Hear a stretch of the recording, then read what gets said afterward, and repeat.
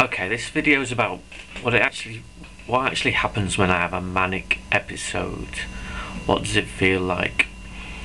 Well, the first thing to say is that my manic episodes and the mania side of my manic depression is based on a belief that in keeping quiet about corruption in a huge company until such time as they could deal with it, I did a great service to the company and country concerned. And then quite a strange belief I have is that to keep me quiet or to discredit me, I was bullied terribly, to the extent where I had a breakdown, so that if I did talk, someone could just say, well, this bloke's got a mental health problem, so don't listen to what he says. And I feel that my government and perhaps other governments feel responsible for me because of that, and that therefore I am a very important person. So let's go on to my episode in 1999. Happened.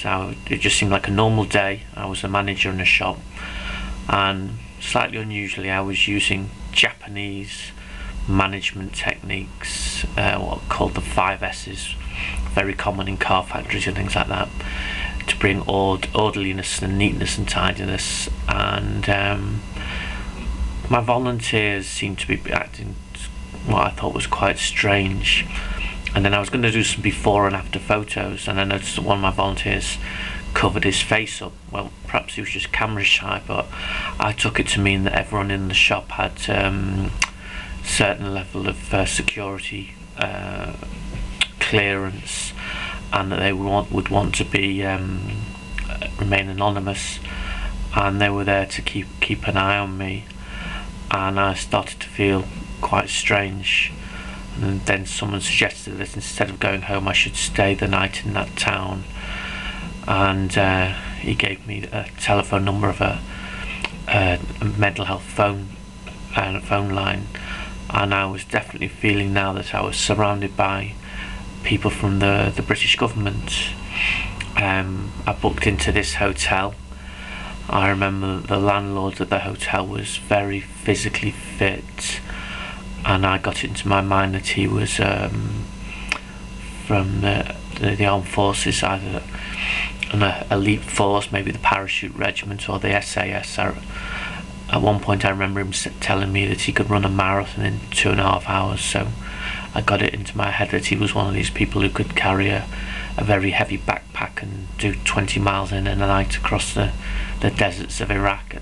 And yes, I thought that everyone around me there was there for a reason, that I was obviously this very important person. I went out to a pub that night to watch an important football game.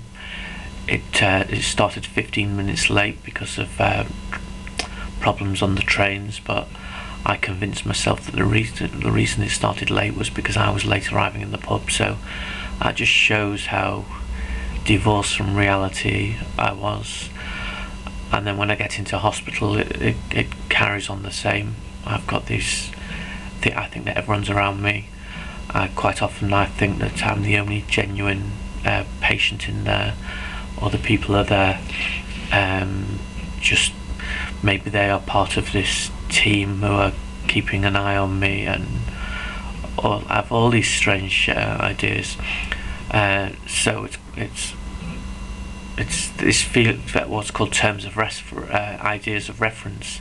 Everything going on surrounds me, and it can be quite nice, but every now and again you get it into your head that you're going to be assassinated, and then you say no, they couldn't do that. My parents wouldn't accept it. But for a long time I was worried that I would have what's called ECT, electrocardio treatment or whatever, which is basically putting electrodes to your head and putting electric current through you and taking away your memory. I was frightened that the government felt that I knew more than was good for me, and so the fact that I've got this video, this Hitchcock video, the man who knew too much. It's sort of my warped sense of humour, really, that I had very real fears that I knew things that people didn't want me to know. The other symptoms of being manic is that my mind can race. I find it difficult to keep one train of thought. I'll think about something and my mind just keeps leaping off in different directions, which can be quite okay for me, but it's absolutely exhausting for people. People around me I won't stop talking, things like that. But a lot of the time my mood is very, very good, very, very good. I feel very at peace with the world. Take an even more interest than I would normally do in music and books and everything. So there are nice sides to it, and if you can stop it going too far and avoid going into hospital, it's being pre-manic, as they call it, is a nice place to be. But the other thing is you can spend too much money. I don't know how, but I just have this feeling when I'm manic that everything's going to work out, and so I don't have to worry about money and mundane things like that, because my life is being controlled in some way and there's going to be a positive outcome.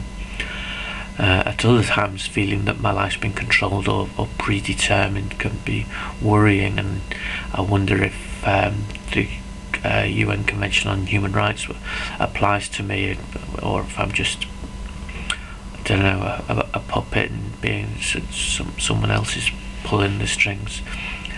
But there are positive sides to being manic, there's no doubt about it. But at the same time, I've paid a heavy price.